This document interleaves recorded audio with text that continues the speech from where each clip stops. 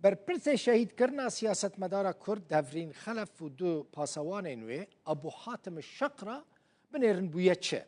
بویه فرماندار فرقه حشتی و ششان لرجلات سودی يعني الحسكي الديرزوري والرقة كسكي نقوت لسر خيره بتماشوانين هيجا هر كس لدج دركت وزارة برافانية سوري روجا 5 نيسان 2025 فرماندار جروبا چکدار احرار الشرقية احمد احسان فياض الحايس وكا ابو حاتم الشقره ناس كرا فرماندار فرقه حشتي و ششان لپارێزگەهên دێرەزۆر ڕەقە و حەسەکێ بەردەفکە یەپەژێ یەکینەین پاراستنا ژنێ ڕۆکسان محەممەد لەسەر ڕووپەلا خۆیان ئێکس گوت ئەف بریارە حکوومەتە سووری دێ شەرمەزارکردن شەرمەزار دکەنەوەی بریارێ و هێزên سووریا دەموکراتیک هەسەدێژی ڕاگەهاند و ئەرکدارکردنە قاتلێکی وەکە ئەبوو شەقرە دە پۆستên هەستیار و حەساسدا لە سووریێ نایە قبولکردن هەروەها دیار کرد و تەوانبارێکی کوژبوو جەزاکردنê tê xwestin û li ser asta navdewletî hatiye cezakirin weke terorîstê dîtin pêwîst e bikeve zindanê nebibe fermandarekî serbazî di artêşa Sûrî de.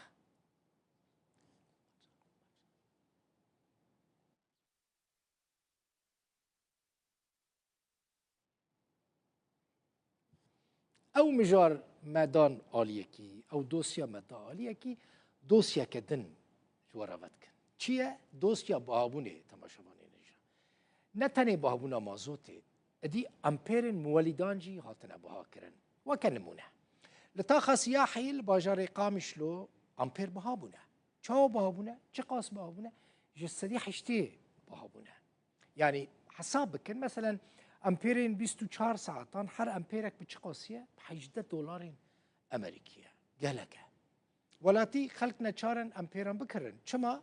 Ji ber ku kehreba niştimanî bi temamî qut bûye. Yani edî millet li ser ampêran dijî.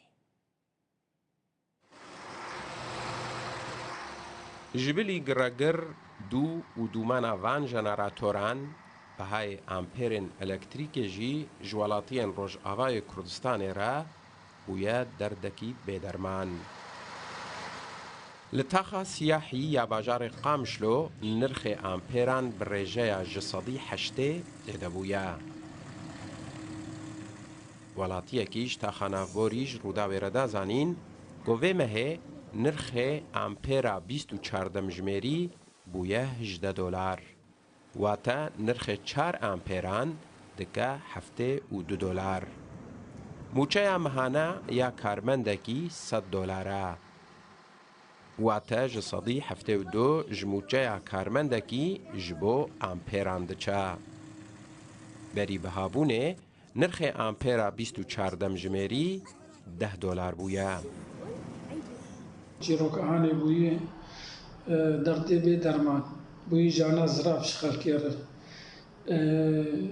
Em zanînin û gelek rewş xerab e ji alî kahreba a nîzamê de kahrebê ampêra hene ew jî